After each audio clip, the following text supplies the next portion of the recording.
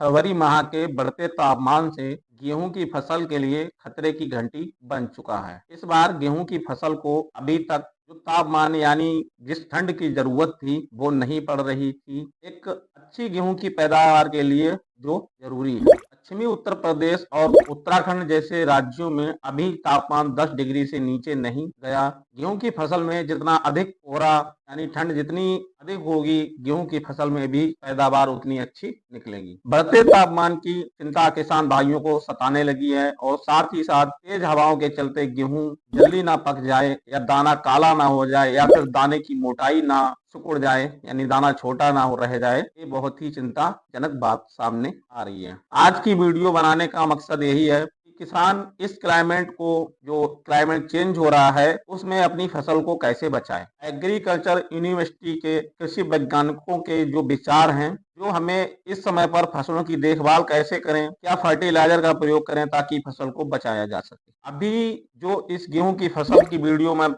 बना रहा हूं, जो आप देख रहे होंगे, इसे हमने अक्टूबर माह में बुआई कर दी और इस टाइम पर हमारी फसल लगभग 100 दिन के प्लस की हो चुकी है। इसमें बालियों में दानों का भराव स्टार्ट हो चुका है, लेकिन तेज पछुआ हवाएं और बढ़ते तापमान की वजह से फसल समय से बिना मैच्योर हुए पीली सी पड़ने लगी है। अब यहाँ किसान भाइयों, यदि आपकी फसल में बालियां निकल रही हैं या निकल चुकी हैं, तो सबसे पहले आपको इस टाइम के ऊपर हल्की सिंचाई करनी बहुत ही आवश्यक है, क्योंकि भैया बढ़ते तापमान से भूमि में दरारें पड़ने लगती हैं या जमीन की नमी जल्द से जल्द सूखने लगती है। किसान भाइयों, यहाँ आपको फसलों में कुछ फर्टिलाइजर भी डालना जरूरी है। तो आपको पोटेशियम क्लोराइड 0.2% यानी 400 ग्राम म्यूरेट ऑफ पोटाश को 200 लीटर पानी के साथ घोल बनाकर छिड़काव करना चाहिए। अचानक आई वृद्धि से होने वाले नुकसान को कम कर सकते हैं। इसकी स्प्रे आप बूटिंग या हेडिंग स्टेज पर कर सकते हैं। अब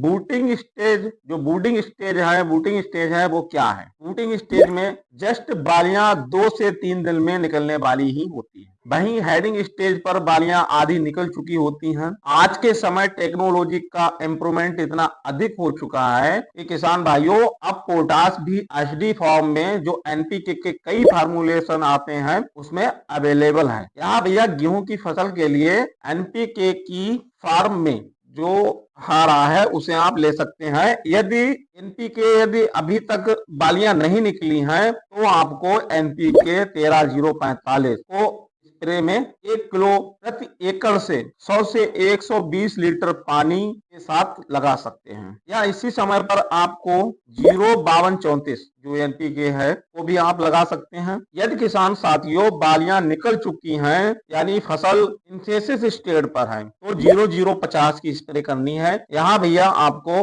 अपनी फसल हरी भरी रखनी है तो बालियों का भराव अच्छे से हो सके। इसके लिए इस समय पर यानी फसल सही समय पर पककर तैयार हो, उसके लिए आपको 2 ग्राम प्रति लीटर बोरान का इसके साथ स्प्रे कर दें। इससे बालियां तंदुरुस्त और लंबी होगी, दानों की मोटाई अधिक होगी। ज्यादा तापमान के चलते गेहूं की फसल में जो स्ट्रेस रहता है फसल में, वो स्ट्रेस से बचाया जा सकता है। यदि भैया बालियां निकल ही रही हैं तो इसके साथ आप अच्छी पैदावार, अच्छी बालियों की ग्रोथ के लिए आयरन को मिला लें और साथ ही में मैग्नीज को भी मिला लें, जिसकी मात्रा आपको इसमें दोनों की 50-50 ग्राम ऐड करनी है। किसान भाइयों, आज की वीडियो में हमने जो भी जानकारी आपको दी है वो आपको बहुत पसंद आई होगी और आप इसका प्रयोग करके एक अच्छी पैदावार ले सकते हैं। हमने इस ट्रिक को अपने खेतों में आजमा चुके हैं, इससे हमें काफी फायदा हुआ है। हमारी फसल जो है वो अच्छी बालियां, अच्छे दाने का भराव देखने को मिला है। तो भैया